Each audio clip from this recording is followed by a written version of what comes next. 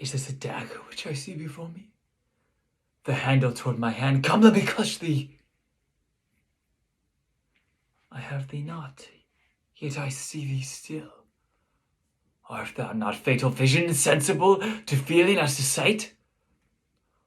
Or art thou but a dagger of the mind, a false creation proceeding from the heat-oppressed brain?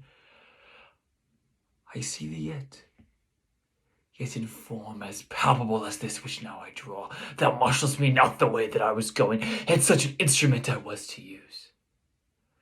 Mine eyes are made the fool of the other senses, or else worth all the rest. I see thee still, and on thy blade in dungeon gouts of blood, and which was not so before. There's no such thing. It is the bloody business which informs thus to mine eyes.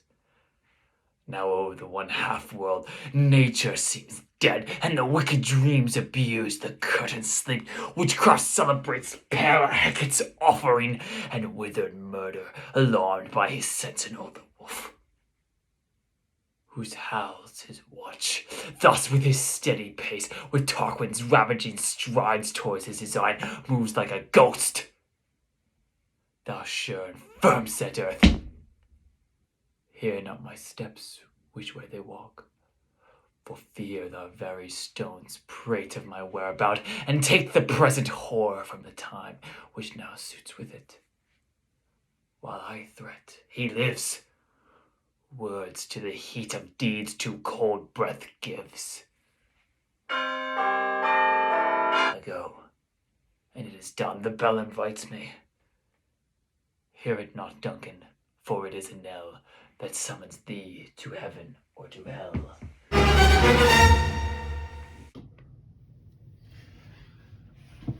Hello, I am Dillon McCracken, and today I will be soapstoning Act 1, Scene 1, line 33, a monologue by Macbeth in which he is slowly losing his mind. So let's go ahead and soapstone this thing. So, start with the S of soapstone.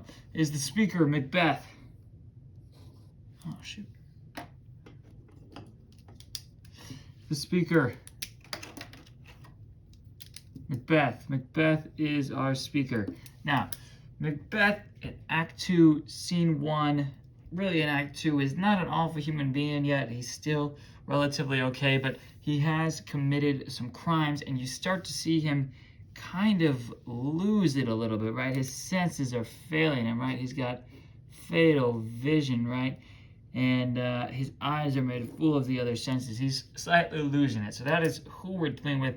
He's the speaker. Now, the occasion. He has recently killed someone, and now he has to go commit other crimes and further his conquest, and ultimately will semi-become the villain of his own story in a tragic way. So you'll notice at the end, he goes, I go and it is done. The bell invites me. Hear it not, Duncan, for it is now that summons thee to heaven or to hell. So here is the occasion, right? He's debating what he's going to do, and ultimately by the end he goes, I go, and it is done. He is going to go and commit this terrible act. Now, the audience. The audience in this is not entirely applicable. There is nobody else on the stage while Macbeth is saying this. However, the literal audience gets a better understanding of what Macbeth is going through currently. Because his emotions are failing him, we understand that he's kind of going crazy. And so by the end of the play, we can understand that he has gone crazy, and this is the beginning of his descent, right? He has a heat-oppressed brain. He is kind of starting to lose it. And so the audience gets to understand that, and that's the audience we're dealing with here. Followed by that, it's the purpose, and the purpose is to showcase the character of Macbeth. Macbeth is, right, like I've said, he's losing it, and this is the first time the audience gets to see this.